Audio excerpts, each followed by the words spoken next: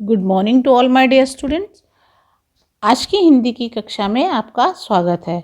आज हम पढ़ेंगे आपकी प्रतिभा की पाठ्य पुस्तक से पाठ 10 हमारा सुंदर घर। स्वच्छता पर आधारित एक कहानी है। इस कहानी में बताया गया है कि हम अपने घर को कैसे सुंदर और साफ सुथरा रख सकते हैं। तो चलिए पहले हम पढ़ेंगे। रविवार का दिन है। नेहा के स्कूल की छुट्टी है। वह सुबह सुबह उठकर देखती है कि उसकी माँ घर की सफाई में लगी है। आँख मलते हुए नेहा अपनी माँ से बोली, माँ, आप घर की रोज़ सफाई क्यों करती हैं?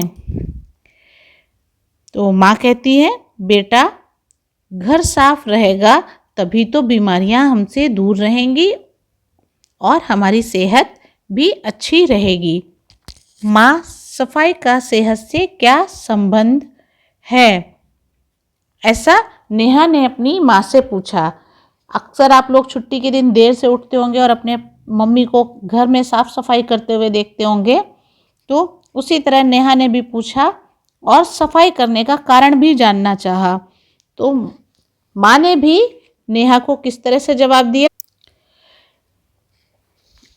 आज मैं तुम्हें बताती हूँ कि सफाई का सेहत से क्या संबंध है।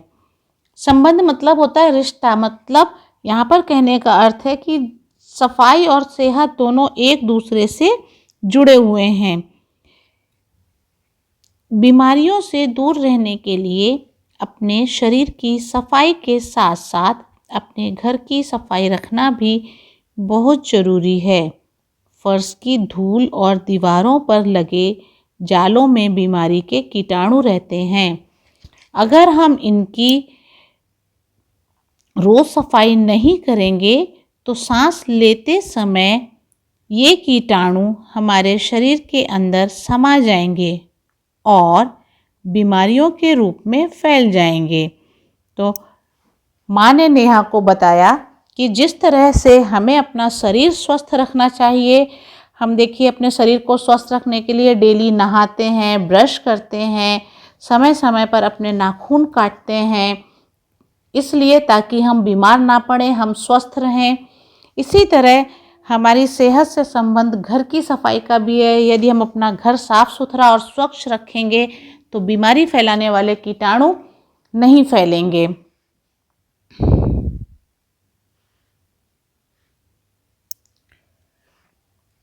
क्योंकि अगर हमारा घर गंदा होगा, घर में हमारे बीमारी फैलाने वाले कीटाणु जन्म लेंगे या फैलेंगे, तो वही कीटाणु जब हम सांस लेते हैं या फिर हम खाना बनाते समय मम्मी खाना बना के आपको देंगी और आपके हाथ घर में टच होते हैं, तो हाथों के जरिए कीटाणु आपके पेट में जाएंगे और आपके शरीर में बीमारियां फैलाएंगे। तो माँ कहती है आगे, हम सांस और चर्म की अनेक बीमारियों के शिकार हो जाएंगे। चर्म मतलब स्किन, त्वचा के रोगों के शिकार हो जाएंगे। मतलब त्वचा के रोग हमारे शरीर में फैल जाएंगे और बीमारी फैलाने वाले कीटाणु अगर हमारे सांस की नली से अंदर जाएंगे तो हमें सांस की बीमारी हो जाएगी, सांस लेने में परेशानियां होने लगेंगी। इसलिए हमें अपने आसपास के वातावरण को साफ रखना चाहिए।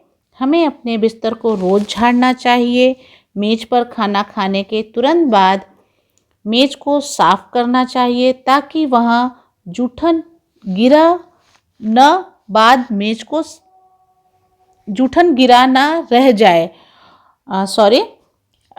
जूठन का मतलब जब हम खाना खाते हैं और जो खाना गिर जाता है खाते समय, उसे हम जूठन बोलते हैं। तो उसे तुरंत साफ कर देना चाहिए। गंदगी देखने में बुरी लगती है, साथ में अपने कॉकरोच, मक्खी, मच्छर आदि भी ले आती है। जिन घरों में ज़्यादा गंदगी होती है या खाने का सामान कहीं गिर जाता है, आप लोग खा रहे हैं, कभी बिस्किट, कभी नमकीन या कुछ भी खाने की चीज़ें जो पड़ी रह जाती हैं, फिर उन्हीं के ऊपर कॉकरोच और मक्खी, मच्छर आदि भी आने लगते हैं। ये कीड़े मकोड़े अनेक तरह की बीमारियां फैलाते हैं, इसलिए हमें अपने घर के कोने कोने की सफाई करनी चाहिए। समय समय पर घरों में सफ़ेदी करानी चाहिए। सफ़ेदी मतलब कलर, रंग करवाना चाहिए।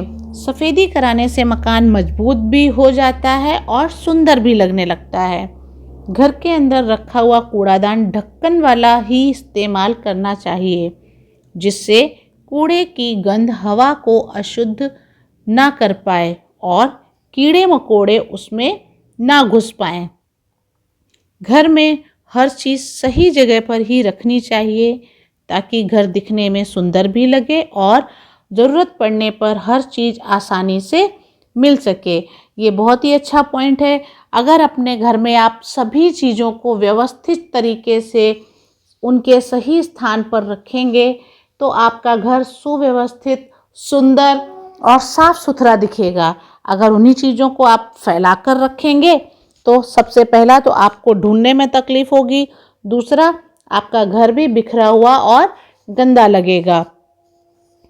माँ की बातों को ध्यान से सुनती हुई नेहा बोली, अब समझ में आया कि सफाई का सेहत से बहुत गहरा संबंध है। माँ, खाने के सामान और पीने के पानी को भी हमेशा ढककर ही रखना चाहिए, जिससे उसमें बीमारी के कीटाणु ना चले जाएं।